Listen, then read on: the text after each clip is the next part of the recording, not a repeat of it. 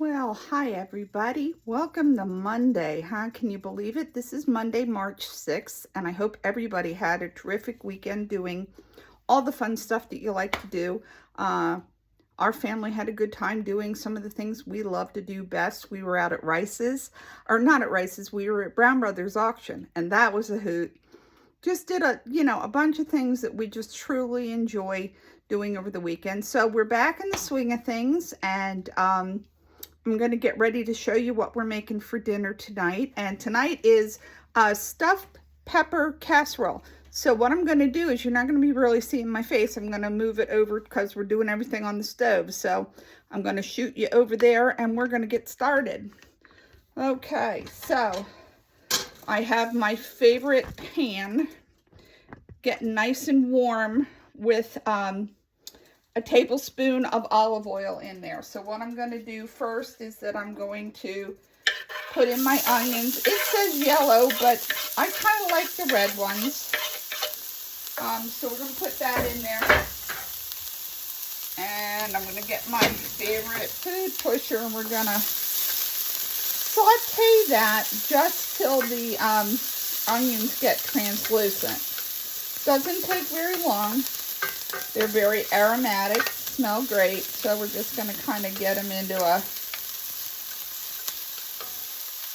flatten them out there a little bit, and let them saute. So, you're going to want to, oh, I forgot hamburger, hold on. I have it out, I just forgot to bring it over. When you're, I don't remember what I was going to say now that I had to, that happens to me all the time. If that happened to anybody else, your train just sort of derails mid-thought.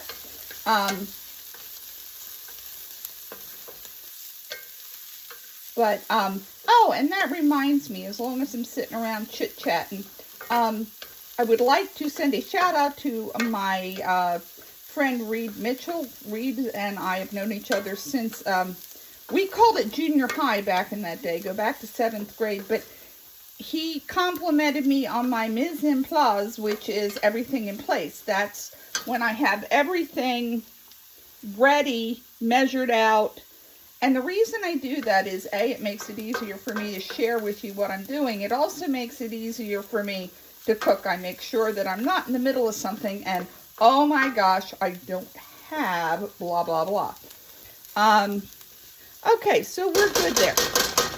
So what we're going to do now is we're going to add the ground beef, minus enough to make a burger for my son, who will not eat this dinner. So we'll leave enough in there to make him a burger. So now we're going to brown the meat until it's not red anymore.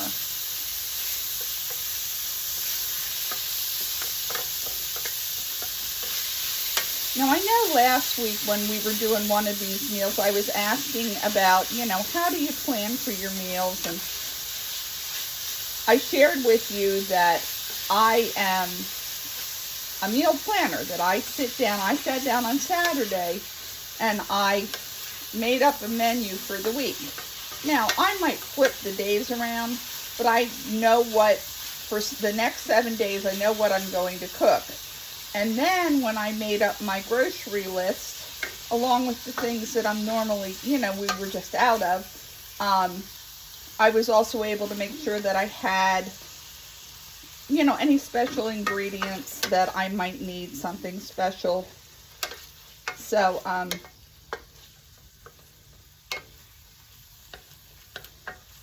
that's part of the reason why I do that planning, because I can't stand being in the midst of something and then all of a sudden I don't have what I need. So that's part of the reason. The other part of the reason is that I like to save money. So, as I'm starting to think about what I'm cooking, I shop my freezer, and I also look at what's on special at the different stores. And try to buy what's on special.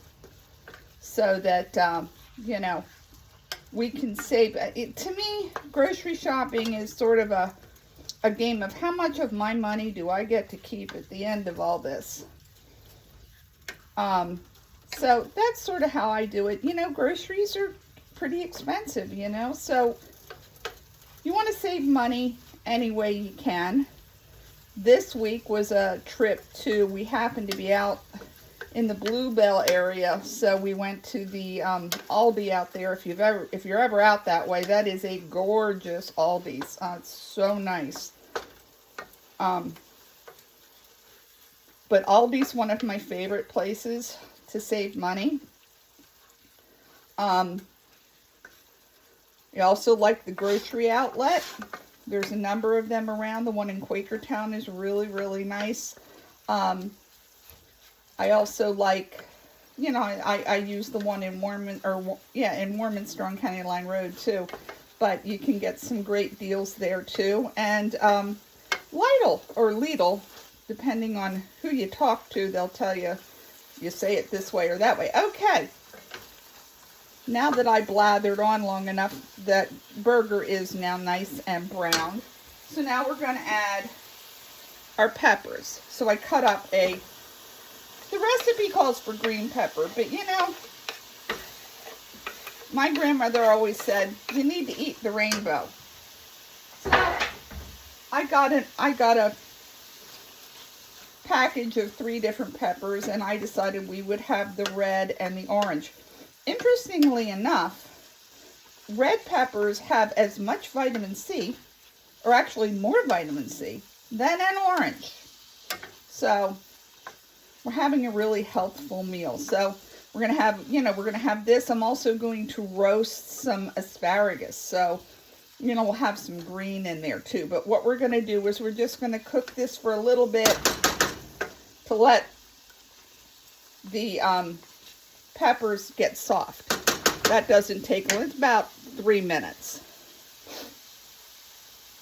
Then we're going to start adding some of the things that are going to make it more like a stuffed pepper. So we'll kind of put this together. At the end of all this, it's going to go into a 9x13 baking dish that you have sprayed with your non-stick spray, and it will bake at 350 for about 25 minutes, and you want to eat this right out of the oven. And behind the camera, what you can't see are some breadsticks that I made that are rising. So I have a recipe for copycat Olive Garden breadsticks, and they're pretty darn good. So we'll be having those with these. I don't know, did anybody go outside today? Did you enjoy? I was out working on my yard for a little bit. Apparently not going to be very nice tomorrow, but I took advantage of the nice weather today, and I did get outside for a little bit, so that felt good. Okay.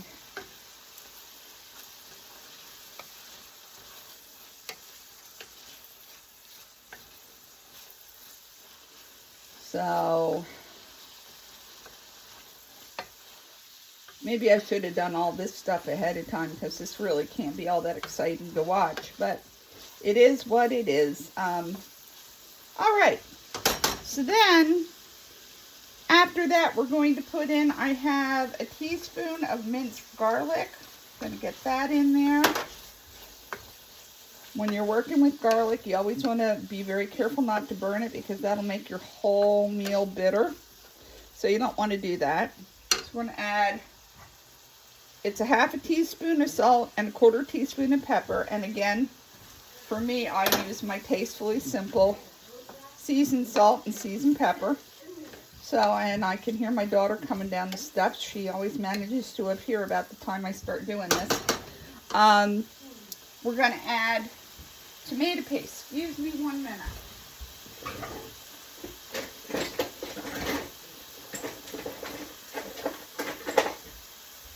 I forgot my spatula to get the tomato paste out. So we're going to put in 1 can of tomato paste.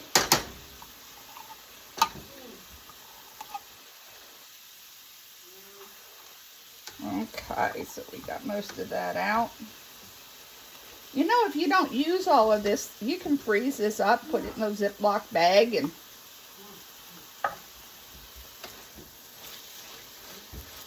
flatten it out, and then you can just break off pieces as you need it. Or you can buy it in a tube. That works out great too, if you only need a tablespoon or what have you. Okay, so we've got the tomato paste. Now I have two 14-ounce cans of diced tomatoes. So they're gonna go in there. Got these at Aldi's the other day. Was thrilled to death that it had the lids with the zip tops on. Okay, so we've got that. We're putting that together, mixing it all up. It's looking real good. And we have 2 tablespoons of Worcestershire sauce. I'm gonna put that in there, and we're gonna bring this to a boil.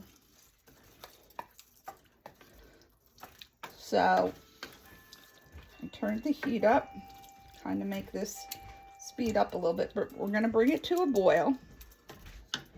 And then once that starts to boil, we'll be taking that off the heat, and we are going to be adding, this is 1 cup of cooked rice. And I want to mention with rice, you want to make sure before you cook it that you rinse it real good. And that water that you get from when you rinse the rice is really good for watering your plants. But you'll get fluffier rice that isn't sticky if you take the time to rinse your rice. Okay, so we can see we're boiling here. That's all nice and good, so we're going to turn that off, take it off. Let's go this way a little bit, and now we're going to add the rice.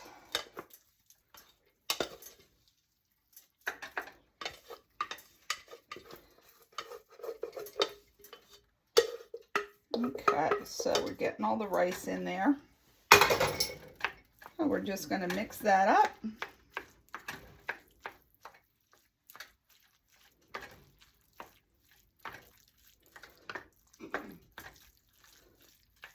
Oh, I'm not sure if this is less work than if you were to just stuff the peppers, but it's just, oops, again, my family says I'm a good cook, but I am not a neat cook. It goes everywhere, but such is life. Probably should have used my big cast iron Dutch oven. That would have helped, I suppose, would have given me some sides. Okay. So you can see that it's all mixed up now. So that's what we have. So now what we're going to do is, here is our great baking dish. And we are just going to pour this all in here.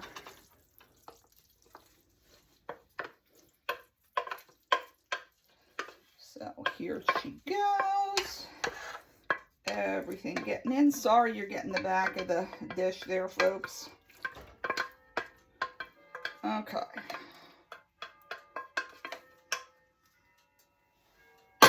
So, now we have it in here. Now what we're going to do, after we get it all set, I have, again, they tell you, the recipe said half a cup of shredded mozzarella. More cheese is just better. But we're going to cover it with the cheese.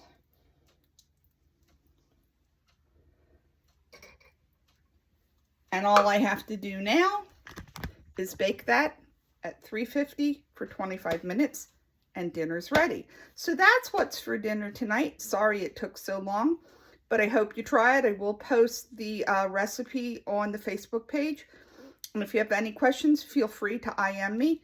I'm happy to talk with you. And thanks so much for tuning in. I hope you check me out over there on YouTube also. And oh, look, I made a mess myself. I need to start wearing an apron. So listen, have a great night. See you soon. Bye.